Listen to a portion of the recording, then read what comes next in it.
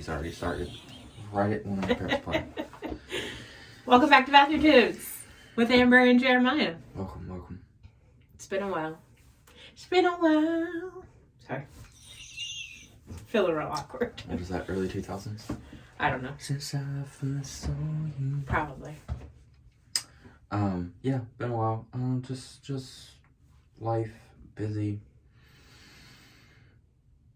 Total honesty, not really feeling like doing them, you know what I mean? But, you know, for whatever reason, just Pops had been by to get Finn today, and he had mentioned, because he had to go to the bathroom, and he said every time he comes, that, I don't remember everything he said, but every time he uses our bathroom, he has a new respect for Bathroom Tunes because he doesn't realize, you don't realize that, like, that you were doing kung fu moves or something for something. How small our bathroom is. Also? It's very small. Is this new? It is new. It's probably new. There's a new picture over here, too. This is probably new. That his mammal we painted. haven't done Bathroom Tunes in quite a while. Yeah. But got glasses. Thank you, Mom, for Christmas. Oh, smash my finger, if anybody didn't know that. Ooh. We That's don't pretty. need to put that on camera. You do. No. It's so gross. That's going to be the thumbnail for our video. Ha, get it now. It looked a lot worse if I could show you screen to screen, but I think it... You don't want to see that. Well, when you try to do that with a camera, I don't think it works anyways. You don't want to see that. You probably don't. It basically looked It's yucky. twice the size of a normal finger. That was pretty No, weird. it's not good. Just on the edge, too. Anyways, ramble. 2 minutes in already. I would like to say something. If anybody has ever got their feelings hurt, I just have this on my mind. We joke, and we're like, nobody ever watches these. We know that people watch these. That's just a running joke. So if anybody got their feelings hurt, thank you for watching. We don't do this for people to view it. We do it to be obedient to what God told us to start doing. But knowing that people view it and there's comments just kind of reassures us that we're doing what we're supposed to do. Not that we need that, because God should... You get what I'm saying. So thank you. So thanks. But yeah. So, I don't... Anything else to say? I'm ready to sing. Alright, this is a relatively newer... Yeah. Relatively newer song. It's called Chasing Rebels, and it's by... His name is not... Ben Fuller? Yes. Ben Fuller. It's pretty good. Okay. I'm gonna have to do somewhat low, so we'll see how this turns out. It'll be fine. Wing it. I ain't one to hide my stupid and my stubborn. I won't lie about the alleys where I've been. I won't ever try to cover all the lies that pulled me under, nearly buried in a box of my own sin. And this freedom that I found is not a platform for me to boast in anything that I have done. It's just a messy canvas of God's mercy in my madness, and a fiery love that I could not outrun. I find no glory in my story, all the times I've ran away, and I'm not proud of where I've been, all the choices that I made. But if my past is now your present, I'm praying you see how there's an unrelenting coming for you, Savior, who loves chasing rebels down. And when it comes to failure, you're no different. And when it comes to shame, you're not alone. From prodigals on bar stools to pretenders in the church pews, nobody's ever really too far gone. I find no glory in my story, all the times I ran away, and I'm not proud of where I've been, all the choices that I made. But if my past is now your present, I'm praying you see how there's an unrelenting coming for your Savior, who loves chasing rebels down. He's coming for you. He's coming for you. He's coming for you. He's coming for you. He's coming for you. He's coming for you. Hell couldn't stop him. He's coming for you. Darkness couldn't hide He's him. coming for you. He's coming for you. He's coming for you. He is for you. I find no glory in my story, all the times I ran away, and I'm not proud of where I've been, all the choices that I made. But if my past is now your present, I'm praying you see how there's an unrelenting coming for your Savior. There's an unrelenting coming for your Savior, who loves chasing rebels down.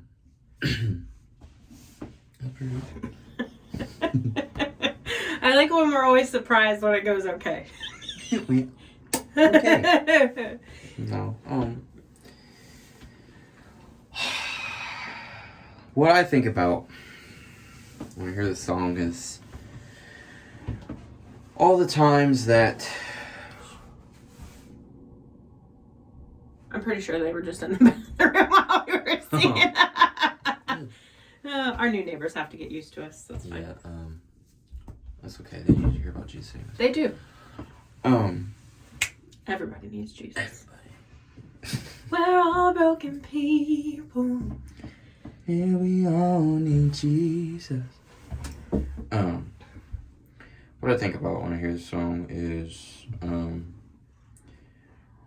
I am fortunate to say that I haven't went back to the world more than I'd say maybe one or two times. And what I mean by that is, actually I would say less than that. Don't wait for the punchline. Not the punchline, but I haven't fully went back. What I mean is left church, went back out into the world. And I'm not judging people that do. I'm just saying I'm blessed to say that I haven't had that. But, and however, you can still be in church and be backslidden. You can still be in church and be far from God's heart. And I've done that too many times to count. And it's a secret thing that not many people even know. I'm talking about like if you're in that state, only God truly knows, unless somebody maybe gets the inclination from the Spirit and it's like, you need to go talk with that person. Try to encourage them and uplift them, because, man, it's especially nowadays. It's I feel like maybe just me personally, but it's harder than ever to just keep going, because it's like, I don't know, man. Just feel like, disappoint God on a daily basis and don't do what I'm supposed to do, at least in my mind. Sometimes I even set the standard way too high, and God's not even set me to that, standard I'm trying to meet. But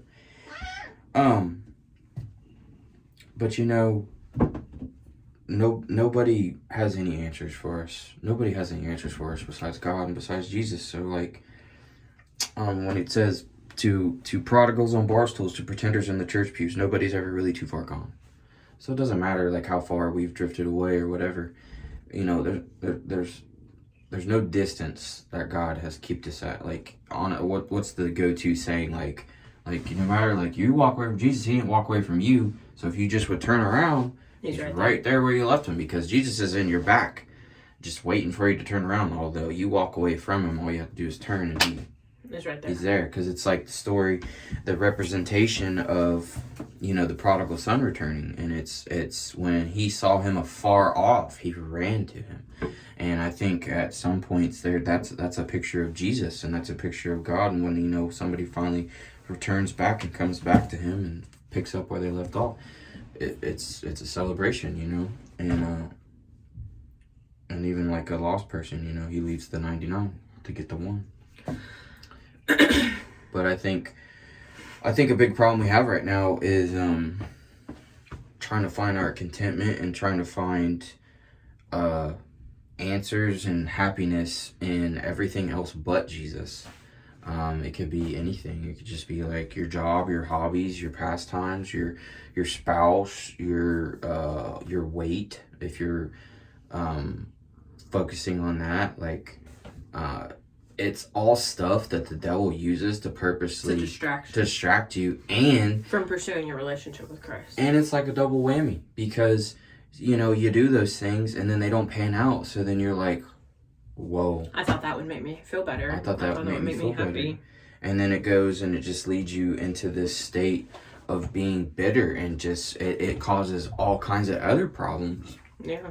Just besides not having the true joy that Jesus wants for you. Right. It can cause big problems in your marriage. It can cause problems at work. You carry it around wherever you go after that disappointment. Right. Because again, the devil's just trying to keep you locked up in the old ways of what he like. Well, this used to make me happy. Well, there's no joy out there anymore. Not anymore. There's if you're a born again Christian, if you believed on Christ and you repented and you followed Jesus and then you go back, first off, it says that a person that does that, it talks about it in a different, but it's talking about somebody that turns back to the sin. It's even greater after that. Like even greater fall could happen after that. I think it actually talks about demons and hell, but I took that as also as not just talking about demonic stuff, but also talking about the sin nature. And if you get away from sin and then you go back, it's even greater of a problem. I mean, I've seen too many people that fall victim to that, and then they become a prodigal, and it's just like it feels like they're not coming back this time. Right. Like that's how bad it was this time. And no matter how much you reach out, you know, nobody wants to hear that. Nobody wants to hear. But they're just consumed in the devil's lies again, and it's even harder to get out of that once you go back into it, because the devil's the father of lies. That's the whole point, is he wants sin, and the devil can't be a liar if there's no truth to twist and to torment. So the truth is Christ. Right. Christ is the truth. He's the way, the truth, and the life, and he said that of himself. And he also said, if you believe in the Father, believe also in me. So he's equating, he's God, he's our Christ. And if he's the truth, then everything else is a lie. That's not him. That's right. If you don't base your life off the truth, then you're just living lies, and you don't know the truth. So, anyways, I'm rambling, so go ahead if you guys I was letting you know, it was good stuff. We had Ladies Fellowship. Was it this week? We had Ladies Fellowship on Monday? Yes. Was that this Monday? I think so. My days, they run together sometimes. So we had Ladies Fellowship this Monday, and Miss Trish was pretty much kind of telling us, not necessarily her testimony, just being honest about just how hard life has been. And, you know, she said something that just clicked. It's, you know, like when we make the choice to live for God, and we make the choice to pursue righteousness and holiness, and essentially we're declaring war on Satan. You know what I mean? Like, I would even venture to say that as soon as you get saved, you're basically declaring war on Satan. Yeah. Right? Because there's a lot of people who you've switched before sides. Well, yeah, like before you were saved, you know, people lived like relatively easy lives, had great jobs, bills were always paid, everything was nice and easy. And you know, that's because the devil wanted people to stay comfortable, because if you're comfortable, there's no reason to wrestle the nest. There's no reason for you to know that you needed to change. Anyways, but when we declare war on the devil, he declares war on us. And I mean, there's some times where, like, yeah, like, we go through hard times as Christians, but there's some times where you can really tell, like, the enemy is on the front lines attacking you, right? Because the devil is not omnipresent. He is not like God. He is not everywhere all at once. You can tell when he personally shows up. Right. And, like, is viciously attacking you, your family, your health, your, finances, your mental health. He's attacking just every single front in your life. And, that's what happens when he wants us to feel like when we stand up and we make proclamations, like, just, it was a few months ago, but I just told the devil about himself.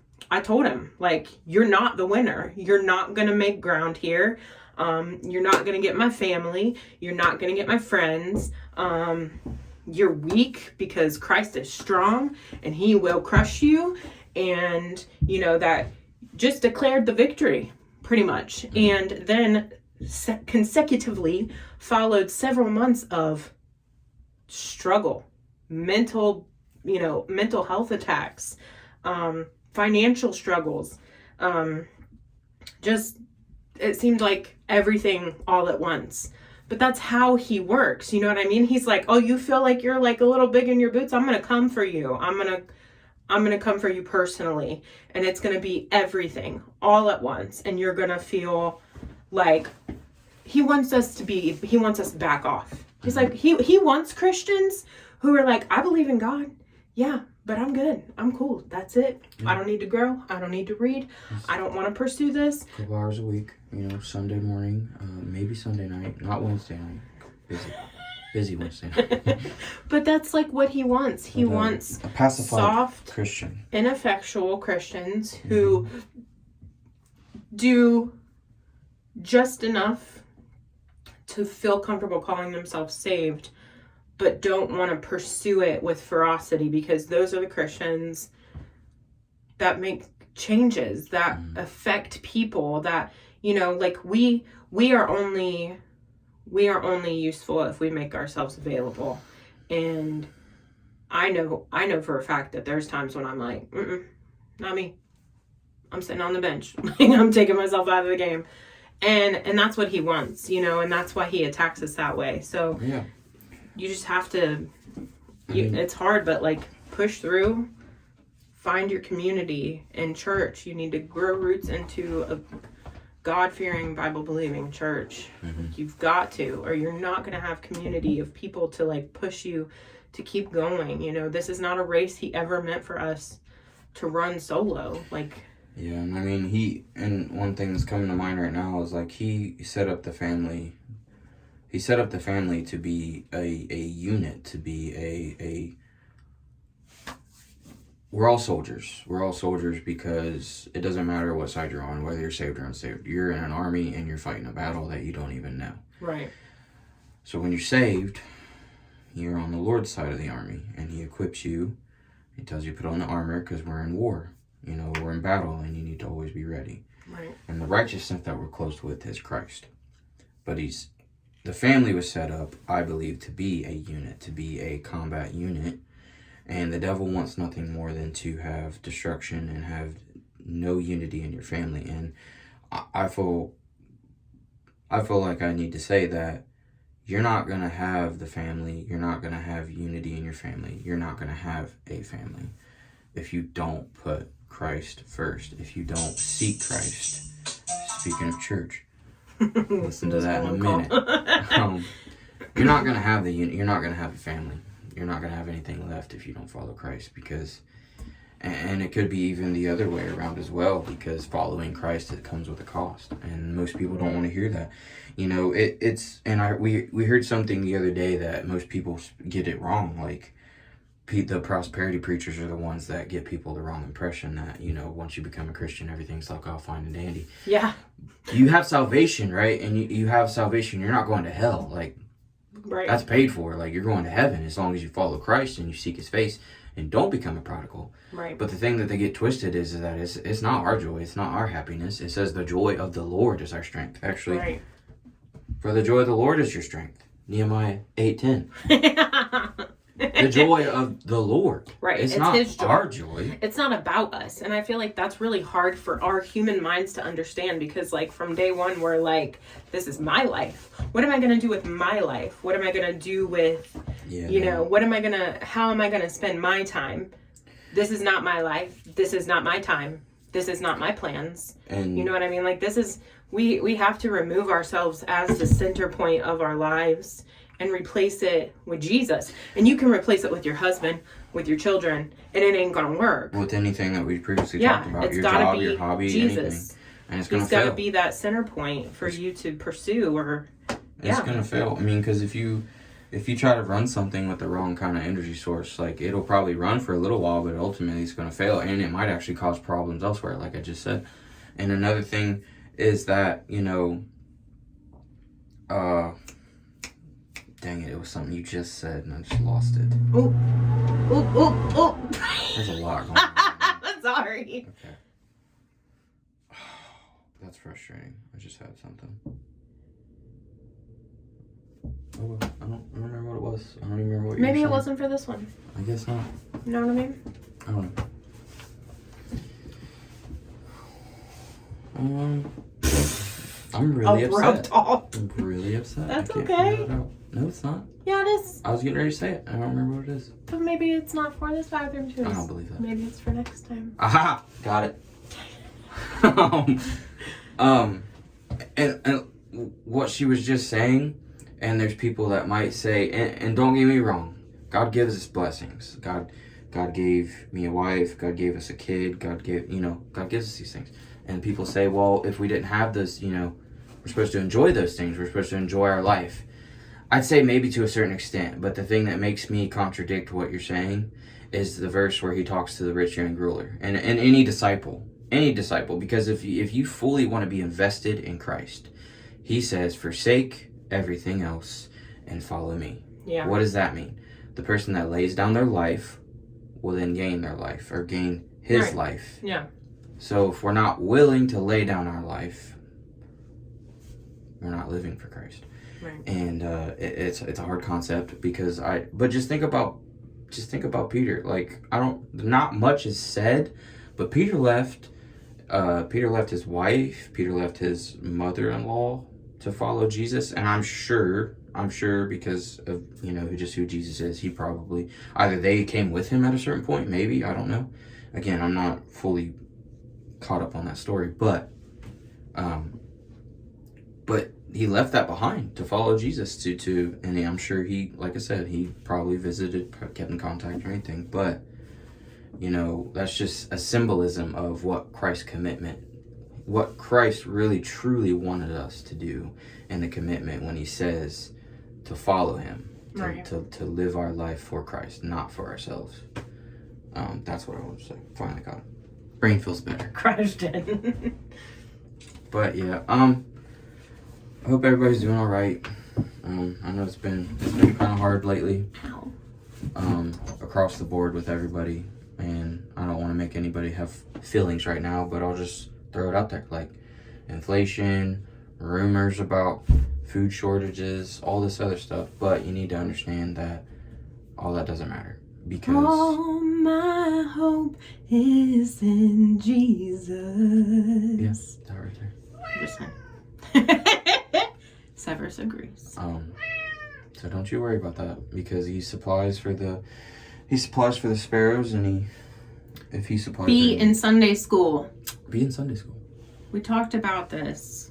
Yeah. Let not your heart be troubled. Right.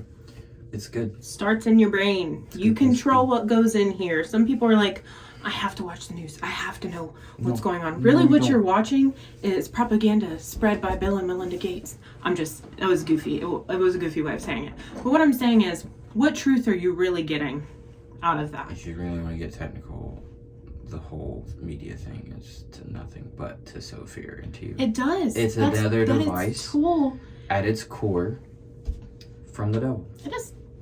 I mean, take what you will, okay? Take what you will from media, okay? I understand wanting to know what's like going on, but understand that what version of the truth are they telling, and just don't dwell on it. Your mind, like the Bible tells us that we need to have our minds fixed on what is good, what is noble, what is true, what is pure. That's the things that we're supposed to be thinking about. That's what he wants us to meditate in our brains on, the goodness of God. What is good, holy, pure, righteous, all of those things. He doesn't want us dwelling on the calamity that's around us, because ultimately it doesn't affect us, because he's going to take care of us in one way or another. You know? Yep. And if you truly can't shake these things, hopefully you can take comfort in just knowing that God already said it was going to be this way. There's already thing. Like, he said it was going to be hard. He said it was going to be hard, and he said things would happen in the end times, stuff like this. And although we should be seeking his appearance, we shouldn't be troubled. Time is not up yet. Still need to be busy loving people. You need to be busy living for Christ. You just need to fix the things that you've let get destroyed. You need to let God fix the things. I'm simply saying, follow Christ, things get fixed. So do that. All right. Love you all. At least smile.